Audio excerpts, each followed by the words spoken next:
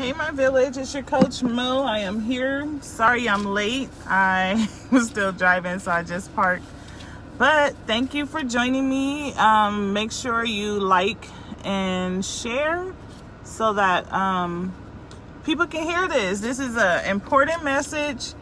A lot of us parents have to deal with ungrateful kids. Let me tag a few people so we can get y'all in the room and we'll get started. And once again, thanks for joining me. So that should be about it. But make sure you like and share this video. I don't know if you guys noticed that there's been a viral video going around about Brian McKnight being a deadbeat father. And I wanted to address it because I've done my research. Y'all know me, I'm going to go out and do my research.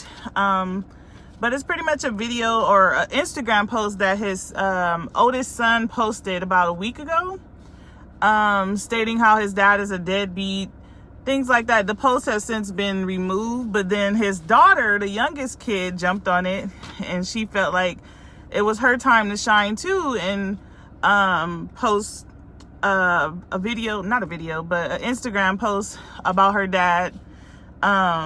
But that's what I want to talk about today. And at the end, I will, if you stick around, I'm going to give some tips on what life skills that we should be teaching our kids by the age of 18. For those who are new, I am Monique. I go by Coach Mo. I am a parenting and business coach. So I help parents co-parent with success to be able to coexist in their child's life, as well as help entrepreneur parents identify their ideal client to be able to create products, content, and services to gain income in their business.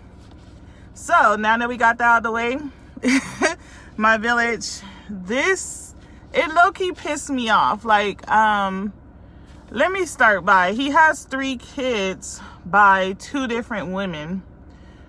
His oldest son is 30. His second son, his oldest son is Brian Jr. His second son is Miko, he's 27, and his daughter is Brianna, she's 18. So pretty much his son, the junior, BJ, who's 30 years old, a grown adult, posted claiming that they were abandoned by him pretty much as an adult, and claimed that he turned his back on them. And he's like, you turn your back on your actual blood sons. So he feel like he's choosing his new family because Brian McKnight, about a year ago, got married to a non-black woman, and she had 2 kids. She was a single mother of 2 kids, and he take care of those kids and took them in as his kids. His wife says like his adopted kids. Hey coach, thanks for tuning in. So he took in the 2 kids that weren't biologically his, which is normally what a husband would do. You're not going to marry a woman with kids and not claim her kids as your own, or take that father figure and be that father that they never had. She was a single mom. She's a neurosurgeon. She didn't marry him for his money. She still worked, and she worked at UCLA hospital.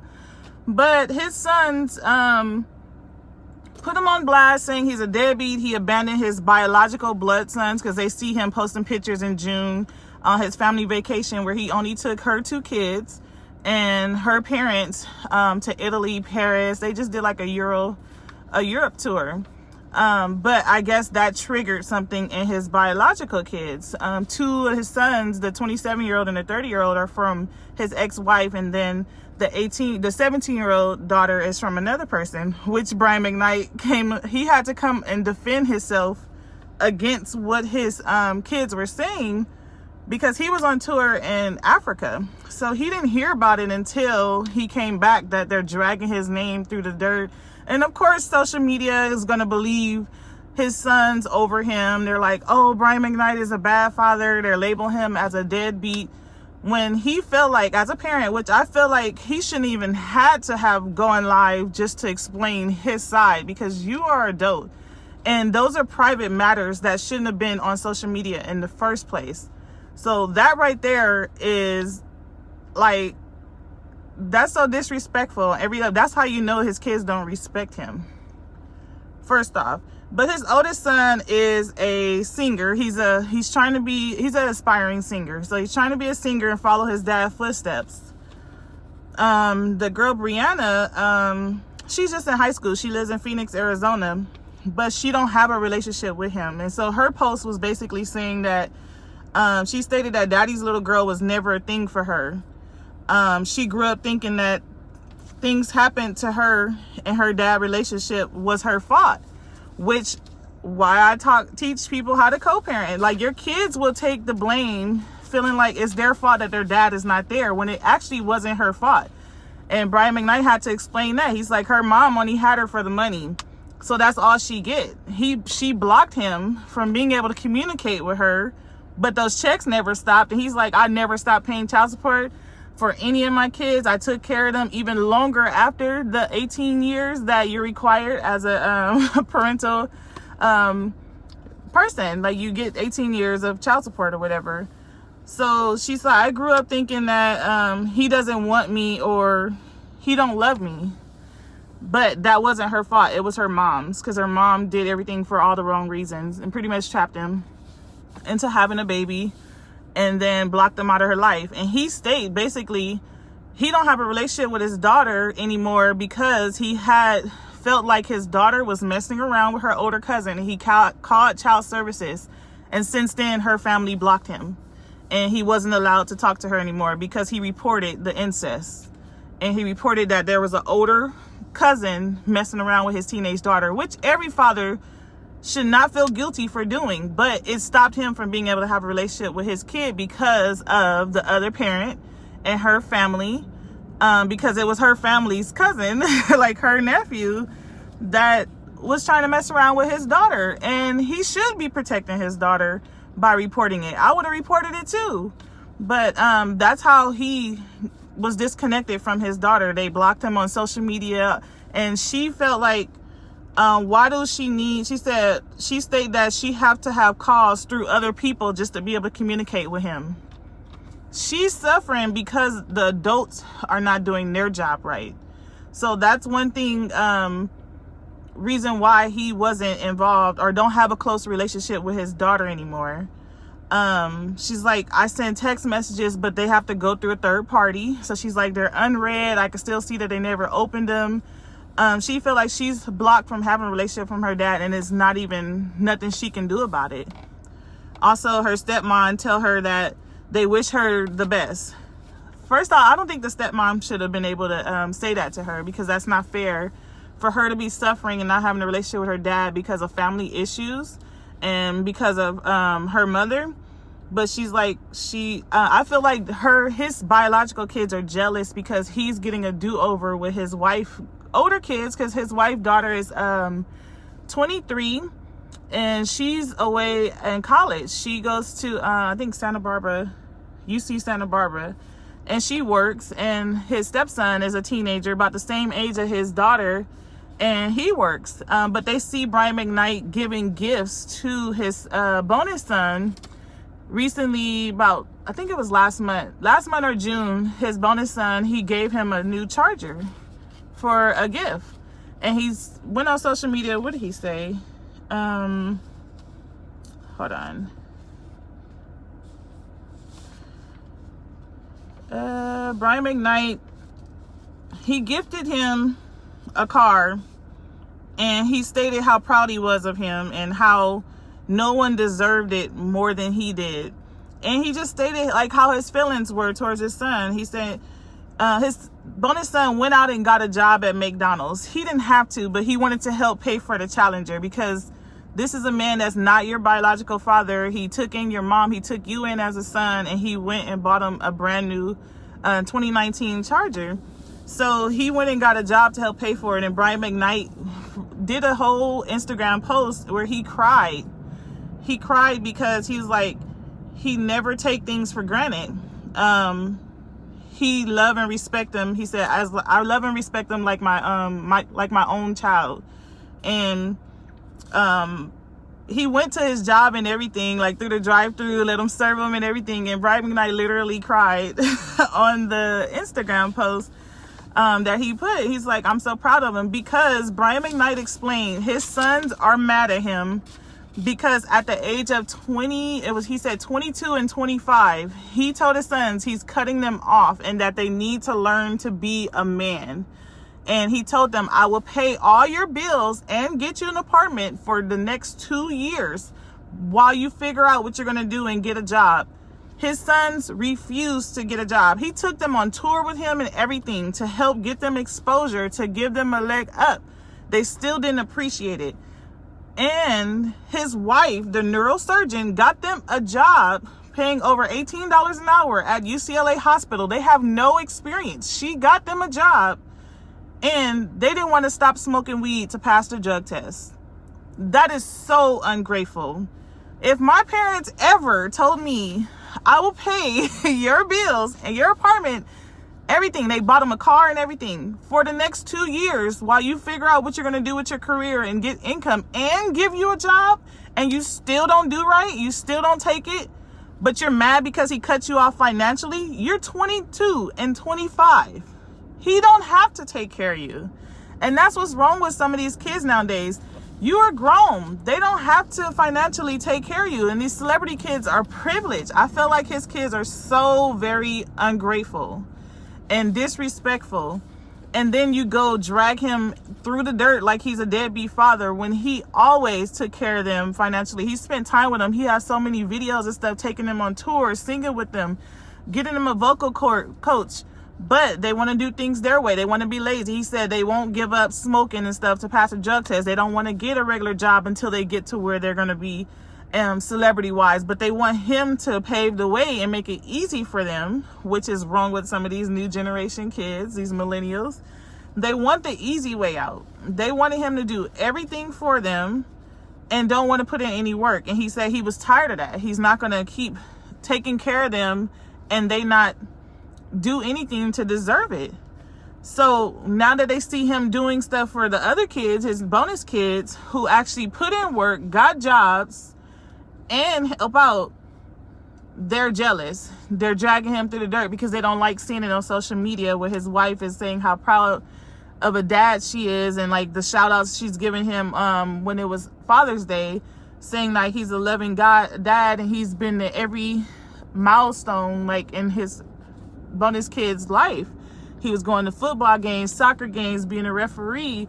They see this stuff and she's praising him, but they're like, that's not the father I know. But they're so many years different apart. Like, you're grown already. And like they're like, oh, my dad is not in my kid's life and stuff. He don't want to be in your life if you're only having them there to finance you. And that's the problem. Sometimes as parents, we do way too much for our kids. Then they get to the point where when you're ready and you're tired and you see that they're not being an adult and they're not growing up, they're not maturing, they're not appreciating anything that you're doing, your hard work, you are at the point where you want to cut them off and you tell them you have to pave the way and find out yourself. You're going to have to crash and burn and learn and build yourself up. I can't rescue you all the time. You get to that point with kids. But basically, because her brother was doing it, their daughter wanted to jump in and say, oh, this is with my dad. But it wasn't his fault, the type of relationship that they have. Right, enabling them. Exactly. But I feel that the sons are in this space.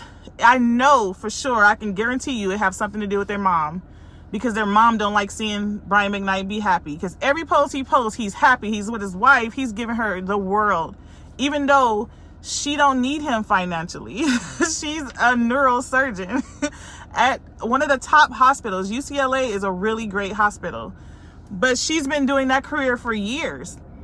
But he's giving her everything. He's doing so much for her. He's gifting her, but he's living out loud. And a lot of people don't like to see you be happy. So their kids seeing their dad be happy with his new family, and it's triggering resentment in them. And I'm pretty sure they're hurt and they're mad because their mom is probably still resentful, bitter, feeding all this poisoning information to them. Like, your dad was never there for y'all. All he did was send money. I'm pretty sure that has something to do with it. And I'm pretty sure that's the same issue with the daughter. Like, your dad was never there for you. He cared about the other kids more than you, because that's what she is stating. Like, she felt like their relationship was strained because of her and it was her fault, but it wasn't. She's like, he haven't called me for birthdays in years, but if he's blocked from everything, how could he? And she says she admitted that she hold anger and sadness in her heart for him. But that's normal. But it do not have anything to do with her. But I'm pretty sure after she's 18 and she can reach out to him herself and be able to build that relationship without her mother involved, I'm pretty sure that's going to change. So their relationship is still have the ability to change, even with his sons. If they start being adults and stop relying on him financially and being angry because he won't take care of grown-ass men, he told them, y'all need to be a man. That's exactly what he said on his live video when he came out feeling like he have to defend himself. And as any parent, I wish my son would go on social media saying I'm a bad parent when I sacrificed so much for him. Like, that is the ultimate disrespect. That's a slap in the face. The son took it down, but the daughter still have hers up. But you should see the comments on hers. People are shaming her. They're like, you spoiled, ungrateful. Most people don't even get child support. Most people don't even see their father. Like, she posts pictures of her and her dad together when they did have a relationship. But just in the last, like, 2 or 3 years, he said that ever since he reported their cousin to child services for like incest or rape because she was a teenager and he's an adult, that's when he was shut out. But that's nothing in her control and he can't control that.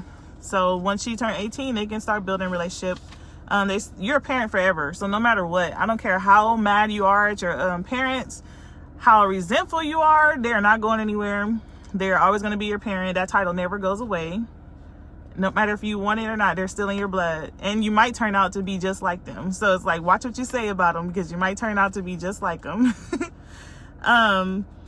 But yeah, he was just praising his bonus kids because they appreciate everything he do for them. Him taking them on vacation.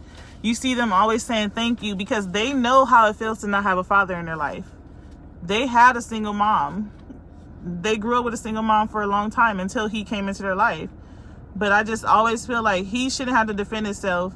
The one thing Brian McKnight could have done better was not just talk about how he financially take care of his kids. He could talk more about like, oh, I was there but I know him being a celebrity, he was on tour a lot.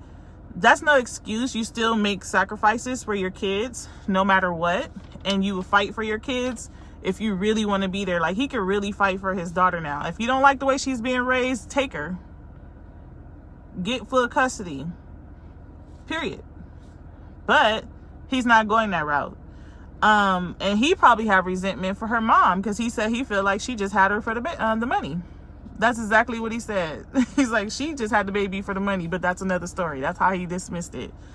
But for the sons, you're 27 and 30. Why are you still worrying about what he ain't doing for you? That's a problem. And if he's handing you a job, his wife, the person you feel like he changed for and you resent because it's not your mom is the ex-wife, she got you a job, a good paying job, a career at an amazing hospital, and you still don't get right. Let me see. So with that being said, I have, let me see, 1, 2, 3, 4, 5, 6, 7, 8, 9, 10, 12 basic skills that we as parents should be teaching our child to prepare them for the real world by the age of 18. I know it's controversial. People are like, 18 is too young for kids to leave the house. I left the house. I had my own apartment, been living on my own and doing my own thing since. So it just depends on how you raise your child. My mom had us start cooking at the age of 10. Like my son, he's starting to cook little stuff. We was cleaning up at a young age.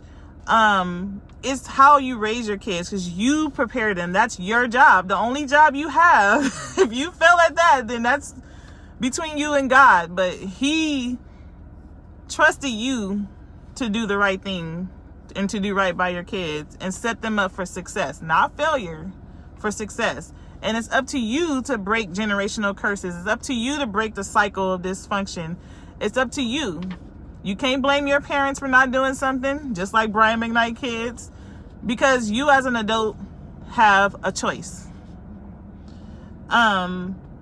Your kids should not still be looking at a handout I say 23 is the max. Where they shouldn't be like ungrateful and feeling privileged, like you have to do it because you're my parent.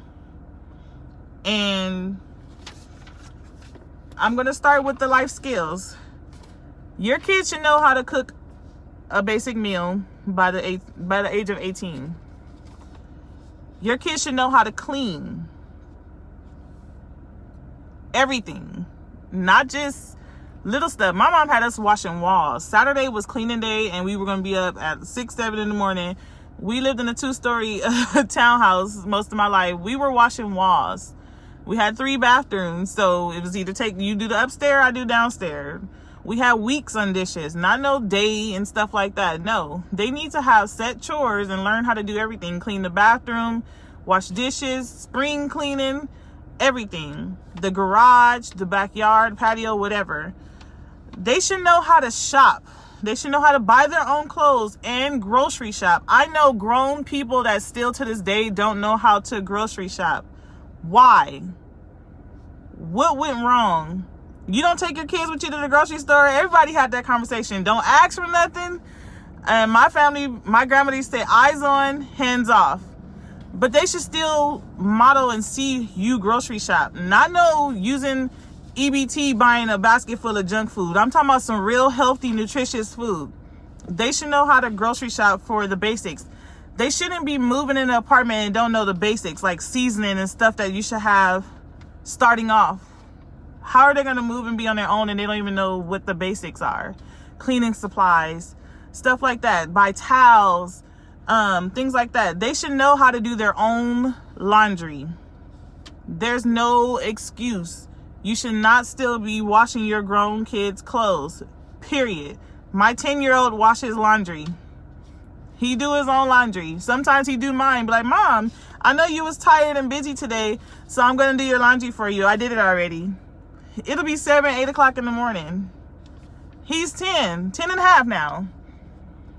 They should know basic financial literacy, how to budget. I know the schools don't really teach them how to balance a checkbook, stuff like that. People don't really use checks like that anymore. But they should know how to budget and how to pay bills. I know adults that don't know how to pay bills because they never were taught. You can pay bills online. You can teach them how to pay bills in person. My son come with me to pay bills, or I show him me paying bills online and showing them this is the balance we have. This is how much this bill costs. This is how you pay it. Stuff like that. I teach him this stuff. He is 10. He know how to save his money. I give him my cash tips when I drive Uber or Lyft or whatever. And he save his money for whatever he want to buy. But they should know how to do basic saving and budgeting, or depositing money in the ATM and using the ATM card. I know some teenagers that never use the ATM card. My son is 10. He will swipe, you know, the pin, all that. At the gas station, they should know how to pump gas, especially boys. You should not be pumping your gas if you got a son and your son is a decent age.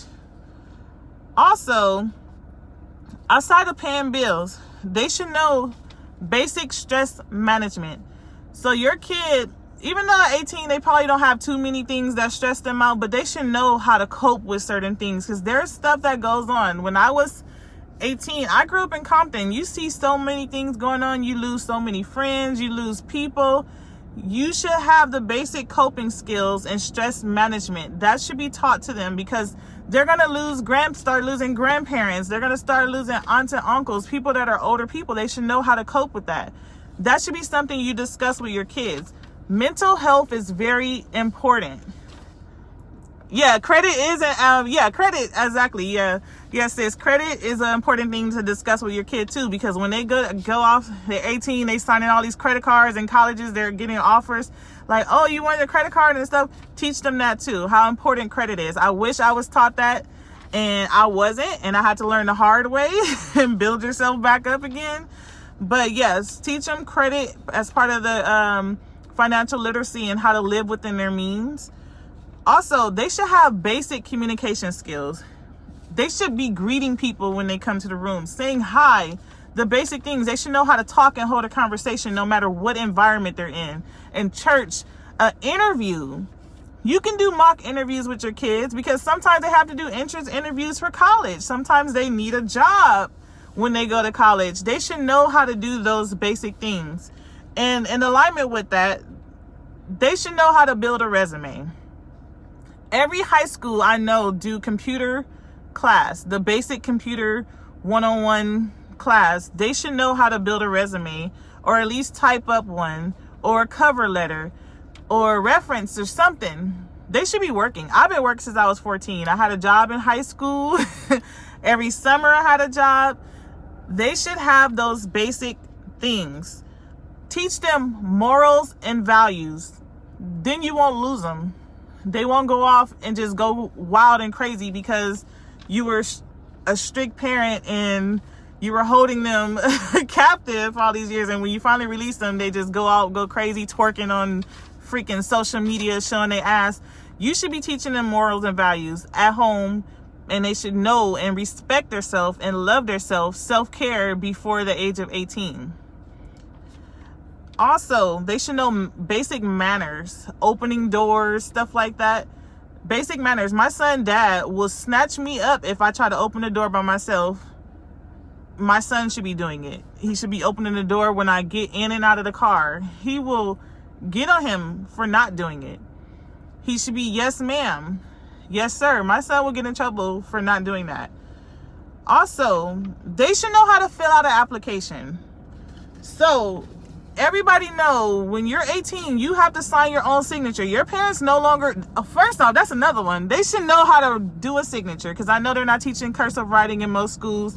They should know how to sign a signature.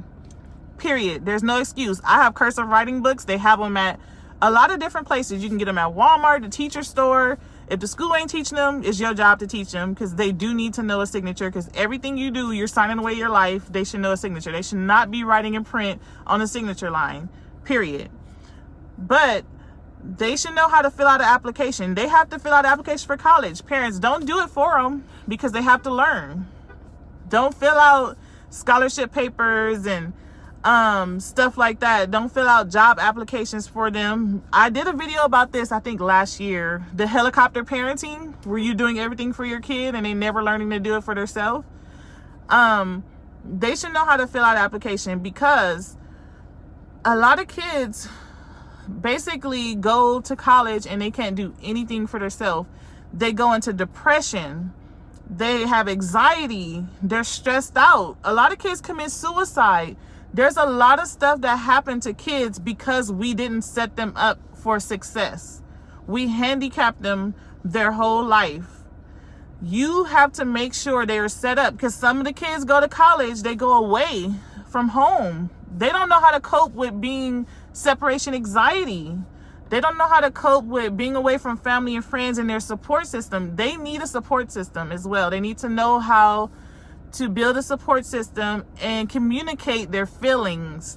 When they're sad, if they're struggling in college, they need to be comfortable enough to come to you and communicate with you like, Mom, like, can you come visit?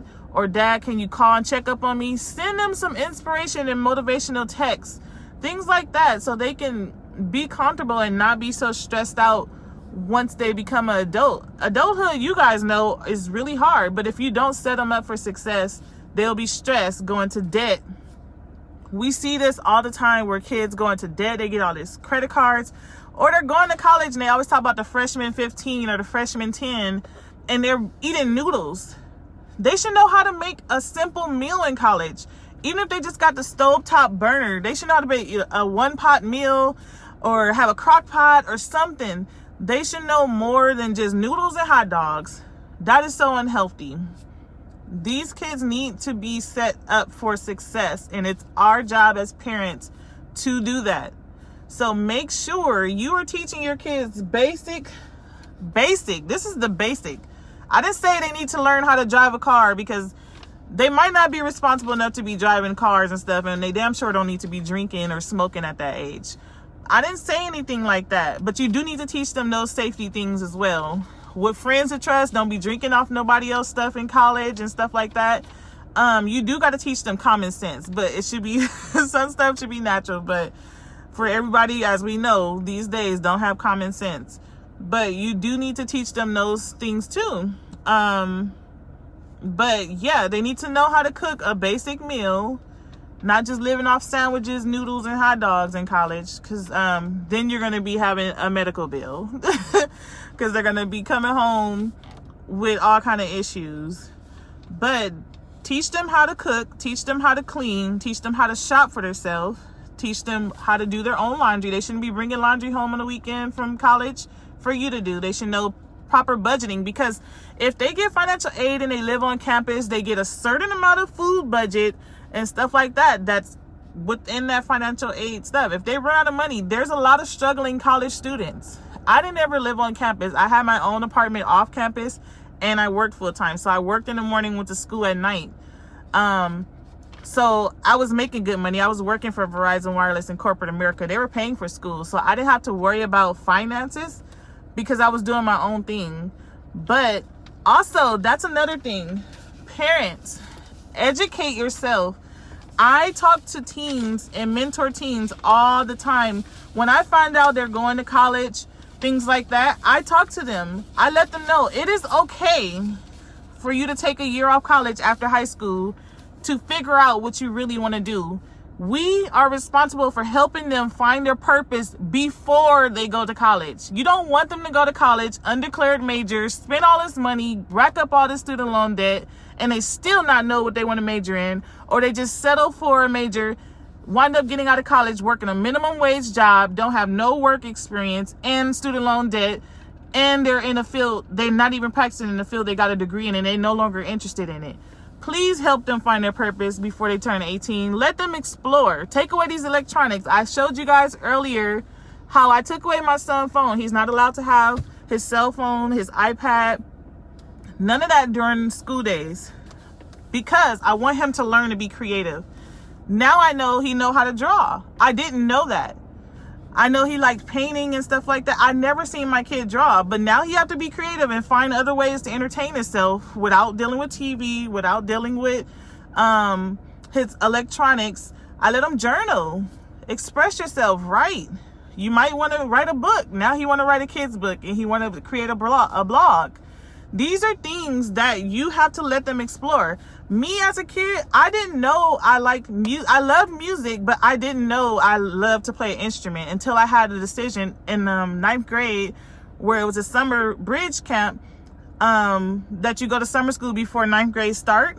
And they have you choose. You had to do choir or band.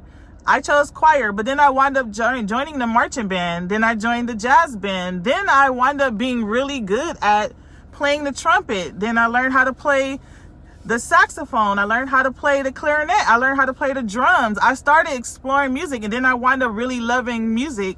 And I loved choir. I never been in a choir until high school. So it opened up other passion avenues for me. Those were a form of therapy for me. I know I was in performing arts. I danced. I was in cheerleading. But I danced since I was like 10 in drill team and cheerleading, but I never knew the music aspect of like my talents. So I was able to explore and discover new talents, but you have to let your kid venture off. Don't be so protective where you're like, oh, they can't play this sport because I don't want them to get hurt. Oh, they can't do this because I don't want this to happen. Have faith in them. Let them discover their purpose. Again, in high school, I joined the sewing club. Now I have 4 sewing machines, and my first business 10 years ago was an online boutique. We were making wedding dresses, prom dresses, stuff like that. I didn't know I knew how to sew. I didn't know I had a passion for fashion until I tried it out. Let your kids try different things to figure out what they want to do. So I started my clothing business and had it for about 10 years. Like, I didn't know like at all. Then I was tall. I was 6'1" in high school. I was the tallest girl. Me and my son dad was the tallest boy and girl in our high school yearbook. I was making my own clothes. When you're tall and you're 6'1", it was like a few tall girl shops at that time, but then the economy crashed and all of them closed down. I was making my own slacks for work because I wanted long slacks, touching the ground, dragging the ground with my heels because I was working in corporate America with pockets. I was able to make my own clothes and make my own style and be creative in that aspect. But I would have never known if I didn't try it in high school as an elective. These are free electives. I don't know if they have home economics anymore or sewing classes anymore in school, but encourage your kids to get off these video games. Even though it's a good industry, gaming industry, they can build that. They know how to play video games. Let them learn what else they know how to do, what other talents explore. You can be multi-talented. I took a test like a long time ago, about a year or two ago, about what type of entrepreneur you'll be. And mine said a multi-talented entrepreneur. I cannot be put in one box because I have too many talents. I have too many different things that I have expertise in. So even if it's the health field, I went and became a pharmacy technician. Loved the medical field. I worked in the medical field, United Healthcare. I worked for DaVita Dialysis doing medical billing and coding. I love those type of things, but it helped me with my resume and it helped me explore. But working in corporate America, working for Verizon Wireless, parents, taking that year off helped me get in corporate America to get a good job.